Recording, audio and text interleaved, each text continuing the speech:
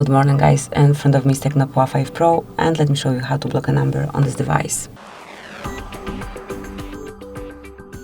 At first open your phone dialer, then go to contacts, choose the contact that you want to block and mark more. Then select block contact and that's it. From now on this number will not be able to reach you. Here you can see the sign of the blockade. Whenever you want to unblock it, tap on more and select unblock.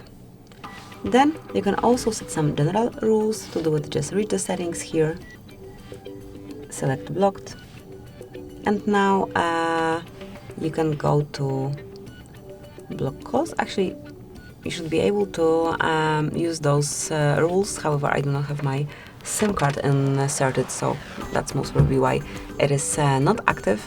But as you can see here, by using the switcher, you will be able to block all numbers that are not in contacts. And then also you can block all unknown callers here. Then here you will be able to check your blacklist. So here you will have all black listed numbers listed. And also from this panel you can add some number manually by yourself.